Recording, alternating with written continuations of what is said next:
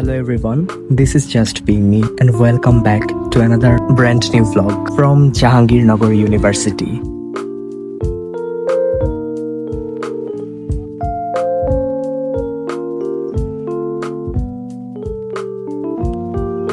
এই সেমিস্টারের এটাই শেষ vlog.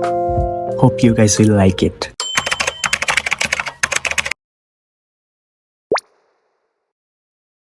প্রতিদিনের মতো বাসে করে ক্লাসে যাচ্ছিলাম। একজন বন্ধুর জন্মদিন থাকায় ক্লাস শেষে সবাই মিলে একটা কেক কাটলাম। সন্ধ্যাবেলা হলের সামনে আন্ত হল ক্রিকেট টুর্নামেন্টের জন্য অকশন হচ্ছিল। এর আগে সত্যিকার অকশন দেখার কখনো সুযোগ হয়নি। নেক্সট দিন ক্লাসে প্রায় 2 মাস পর আমাদের আইডি কার্ড দিল। সন্ধ্যাবেলা হল থেকে বেরিয়ে কিছুক্ষণ খেলা দেখে ফ্যাকাল্টিতে চলে গেলাম। এখানে সবাই মিলে পিকনিকের ডেকোরেশনের জন্য একসাথে কাজ করছিলাম। সবাই একসাথে মিলে কাজ করার অভিজ্ঞতা সত্যিই ভালো, কাজের চেয়ে আড্ডাটাই বেশি হয়। এই দিনটি আমাদের জন্য সত্যি স্পেশাল ছিল। আজকে ছিল সেন্ট্রাল নবীনবরণ। বিশ্ববিদ্যালয়ের পক্ষ থেকে সকল ডিপার্টমেন্টের ছাত্রছাত্রীদের একসাথে বরণ করে নেওয়া হয় এই দিনে।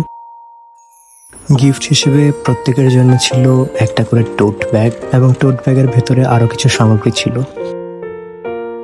গিফটের সাথে দেওয়া ব্রেকফাস্টটা করে আমরা কিছুক্ষণ ছবি তুলে তারপরে অডিটোরিয়ামের ভেতরে চলে যাই। অডিটোরিয়ামের ভেতরে যখন যাই ততক্ষণে অনুষ্ঠান শুরু হয়ে গেছে।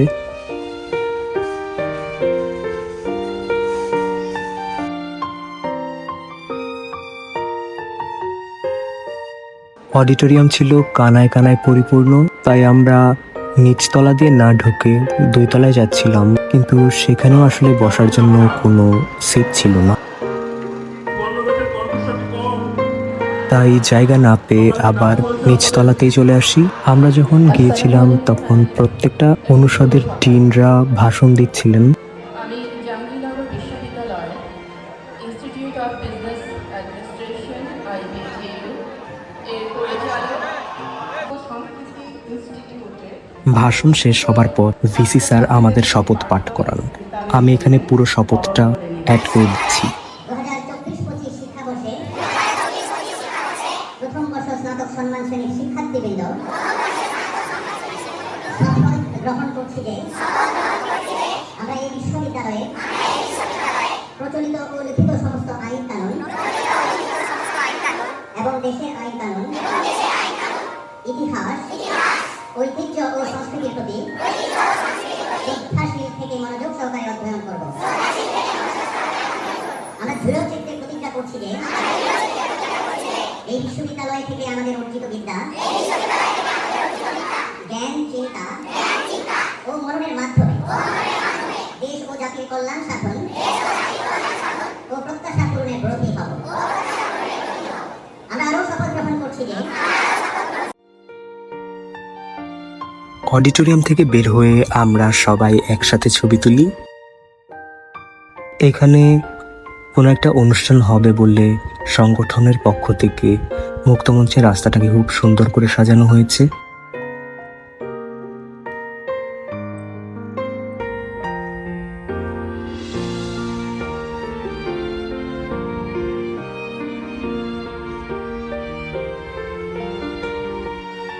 পরের দিন সকালবেলা একটা টিউটোরিয়াল ছিল এবং টিউটোরিয়ালের পরেই আমরা মনপুরায় চলে যাই, কারণ সেখানেই আমাদের আজকে পিকনিকটা হবার কথা ছিল। আজকে মনপুরায় আরো 2টো বিভাগের পিকনিক ছিল। ক্যাম্পাসের এটা একটা রীতি বলা যেতে পারে, কারণ প্রত্যেক বছর নতুন আবর্তন আসলে সব বিভাগরা মনপুরায় পিকনিক করে থাকে। তারপর আমরা সবাই মিলে জায়গাটাকে সুন্দর করে সাজালাম।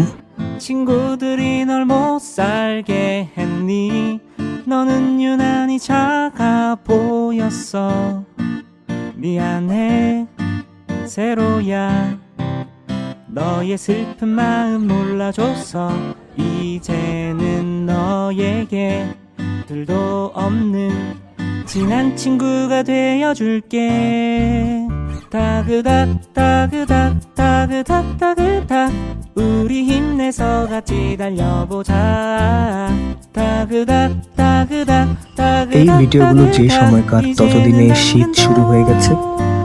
আস্তে আস্তে পাতা ঝরতে শুরু করেছে সব গাছ থেকে। সেদিন ক্লাস শেষ করে আমরা ট্রান্সপোর্টের ওখানে 45 ব্যাচের বানানো একটা মাচা দেখতে গিয়েছিলাম। 45 ছিল এই বছরের ব্যাক ব্যাচ। এই মাচায় আড্ডা, উৎসব অনুষ্ঠান সবকিছুই চলতো, কিন্তু সেটা সন্ধ্যাবেলা। ক্যাম্পাসে আসলে এরকম আরো কয়েকটা জায়গা আছে যেখানে এরকম সুন্দর প্রাকৃতিক পরিবেশ উপভোগ করা যায়, তবে এই মুহূর্তে এই মাচাটি হয়তো আর নেই। সাময়িকভাবে উৎসব করবার জন্য হয়তো 45 ব্যাচের পক্ষ থেকে একটি বানানো হয়েছিল।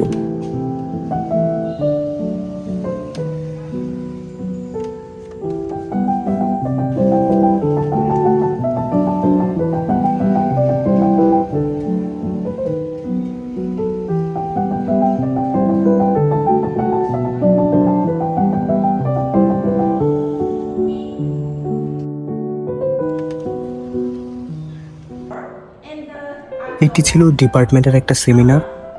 তারপরে প্রথমে এসনোলজি মানে সেই মানে একাডেমিক ওয়ার্ক সেটা মানে জার্মানি থেকে এসছে মানে আফটার দ্য মডার্নাইজেশন সেজন্য অনেক বছর আমরা আনসাইকোলজি শীতকালে প্রায় অনেক ডিপার্টমেন্ট বা সংগঠনের পক্ষ থেকে পিঠা উৎসব হতো।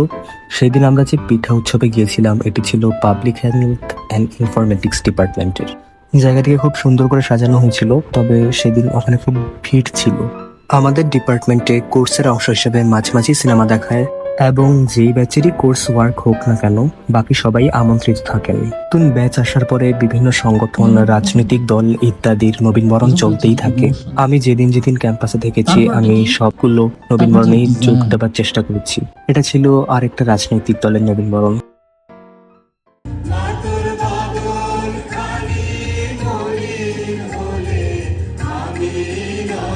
ছাত্রশক্তির নবীনবরণের সাংস্কৃতিক অনুষ্ঠানে বাংলা 5 এবং মেট্রো লাইফ ব্যান্ড এসেছিল।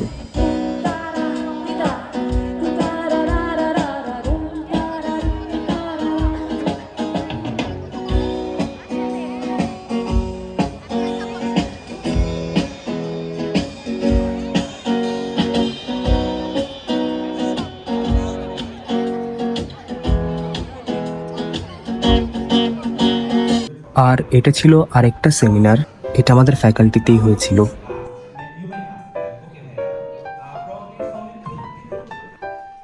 এই সেমিনারের দেওয়া খাবার এবং গিফটগুলো খুবই সুন্দর ছিল। আর এটা ছিল 45 ব্যাচের পক্ষ থেকে একটা কনসার্ট। এখানেও বিখ্যাত সব ব্যান্ড এসেছিল।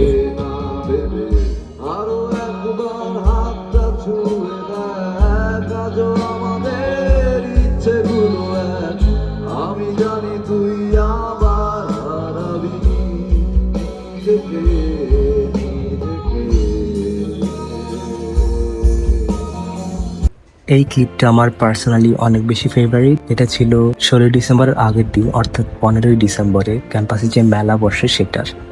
ক্যাম্পাসে যে এত বড় মেলা বসে সেটা তো আগের থেকে জানতাম না। এই মেলা দেখে সত্যি খুবই খুশি হয়েছিলাম এবং বারবার মনে হচ্ছিল যে একটা গ্রামের মেলাতে চলে এসেছি।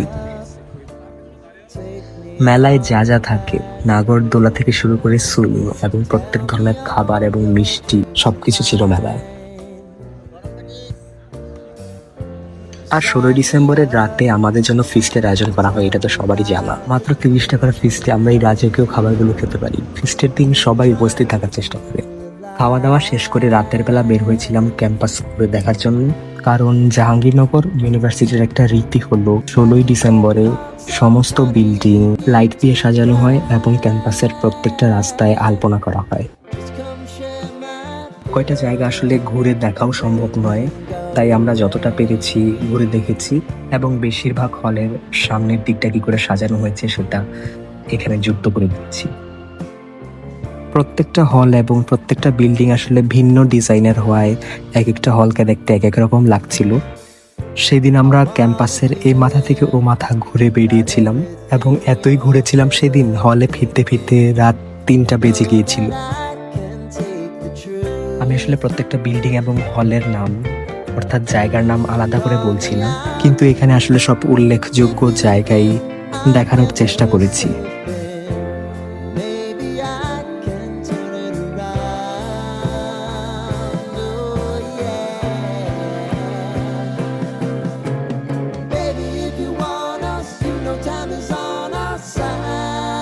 ছেলেদের হলগুলো সাজানো দেখা শেষ করে মেয়েদের হলের ওদিক দিয়ে ফিরছিলাম।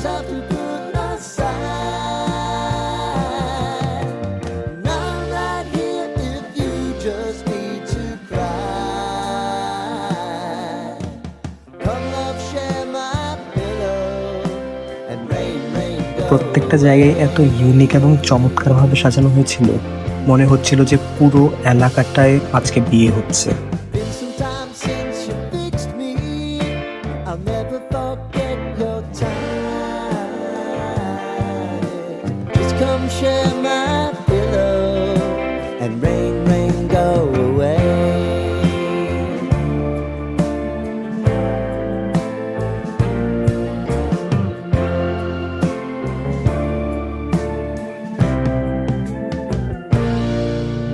নেক্সট দিন ছিল আমাদের আরেকটা বন্ধুর জন্মদিন। সেদিনও আমরা পাশের টেস্টি ট্রিট থেকে একটা কেক নিয়ে আসি। সেদিনই আমাদের একটা ফিল্ড ওয়ার্কে পাঠানো হয় এবং আমাদের গ্রুপের যেই জায়গাটায় যাওয়ার কথা ছিল সেটা সাভারের ভেতরেই ছিল। এই জায়গাটা একটা প্রাচীন মঠ, আর এটার চূড়ায় মার্বেল পাথর দিয়ে খোদাই করা, অর্থাৎ এগুলোর গম্বুজগুলো মার্বেল পাথর দিয়ে বাঁধাই করা। আমরা জায়গাটা ঘুরে ঘুরে দেখছিলাম এবং মঠটার চূড়ায় লিখে রাখা তথ্যগুলো দেখে জানতে পারছিলাম যে এটা কার মঠ ছিল এবং কবে বানানো হয়েছে।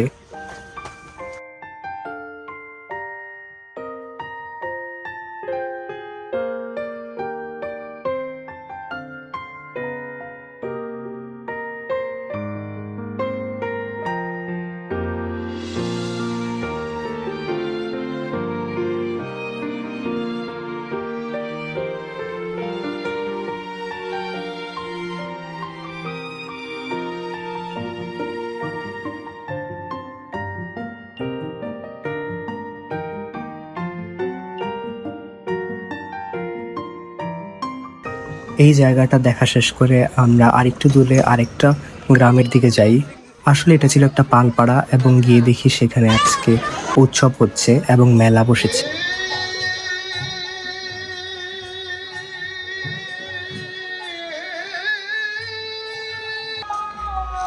সেখানকার লোকেরা খুবই উৎসুক ছিল এবং আমাদের খুব ভালো করে আপ্যায়ন করলো এবং তারা ঘুরে ঘুরে দেখাচ্ছিল তাদের বানানো মূর্তিগুলো, তাদের বানানো মাটির জিনিসগুলো। আমরাও তাদেরকে এটা সেটা জিজ্ঞেস করে তথ্যগুলো জেনে নিচ্ছিলাম এবং সেগুলো টুকে রাখছিলাম। তাদের পারিবারিক ইতিহাস, এখন তারা কি করেন, তাদের পেশা ইত্যাদি সম্পর্কে ধারণা নেওয়ার চেষ্টা করছিলাম এবং তারাও বেশ ফ্রেন্ডলি ছিল এবং আমাদের সাথে অনেক ভালো ব্যবহার করেছেন এবং রীতিমতো আমাদের না খাইয়ে ছাড়তে চাননি। কি করে মাটির জিনিসপত্র বানানো হয়, বানানোর প্রসেসটা কি এবং কি করে রং করা হয় এবং কি করে তারা এখান থেকে তাদের ব্যবসা করে থাকেন, ব্যবসা টিকিয়ে রেখেছেন, সেই সম্পর্কে অনেক নতুন তথ্য জানতে পারলাম।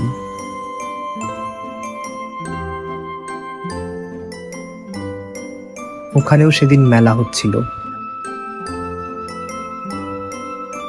এটা ছিল জানুয়ারি মাসের কোনো একদিন। সকালবেলা হলে গিয়ে দেখি কুয়াশার জন্য কিছুই দেখা যাচ্ছে না, কিন্তু এত শীতের মধ্যেও সবাই ডিপার্টমেন্টে গিয়ে কম্পিউটার ল্যাবে গ্রুপ ওয়ার্ক সারছিলাম। রাতের বেলা হলের ভেতরে ব্যাডমিন্টন খেলা হবে না সেটা তো হতে পারে না। এই জায়গাটাকে খুব সুন্দর করে ব্যাডমিন্টন খেলার উপযোগী করে সাজানো হয়েছিল। পরের দিন এখানে আমি আমার অ্যাসাইনমেন্ট কমপ্লিট করছি।